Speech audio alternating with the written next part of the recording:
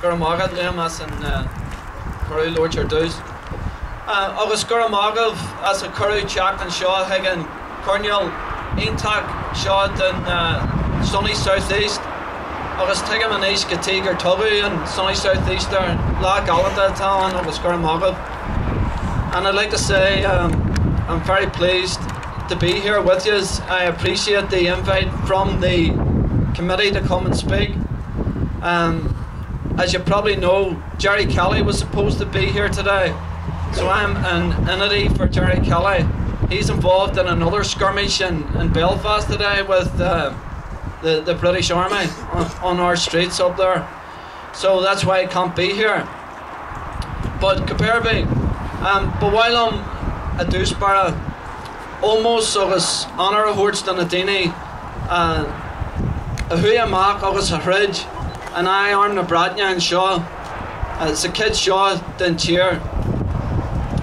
And some of them are commemorated here on the plaque. But one of the things that has to be remembered as well is all the people who were behind them, and we've already heard that from a number of the speakers who talked about the women who actually make up the backbone of any struggle. I'd also like to talk about the fact that while the volunteers who were involved in this particular ambush, they went out against powerful odds. They talk on the strongest army in the world at that time, whenever you think about it.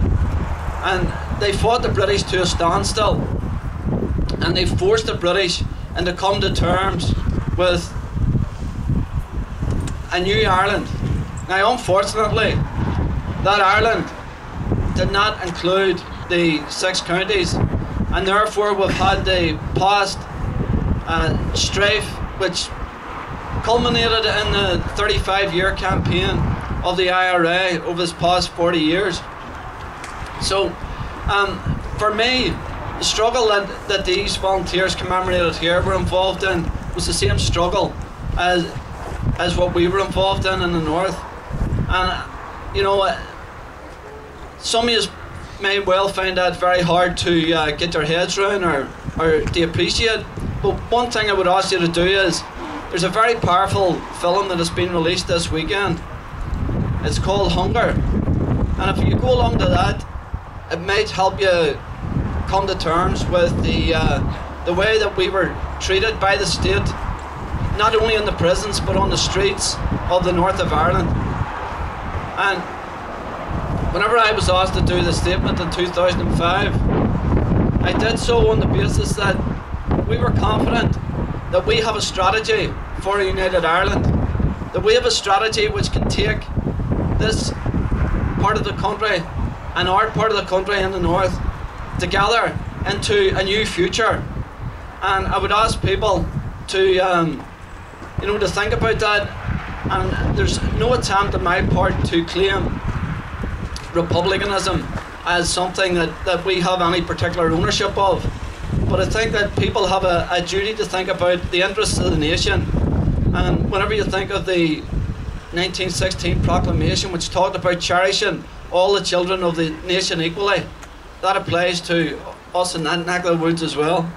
So before I finish, I would simply like to make the point about the budget and the particular difficulties that is going to bring for people in this state. And I would ask people to organise, regardless of who they voted for, to organise to make their voice known to the government in Dublin and to come out and fight for your rights. People are being asked to dig deep. In my experience, the plain people of Ireland don't have any problem digging deep whenever it's called for, but the people who have to dig deepest are the people who climbed onto the back of the plain people of Ireland and lined their pockets with the rise of the Celtic Tiger. Now that we find ourselves in our particular predicament, they're the people who are going to have to pay up most. So, go give Malaskill as Gullerai, Bejar Barriacht and Shin, Tama Ian Taxas, the Van Shaw, August, but while I'm arrest, go give name my share, Nadini, Haas and Fold, and Shaw, Sakid Shot and Cheer, August, Garamag of Carja.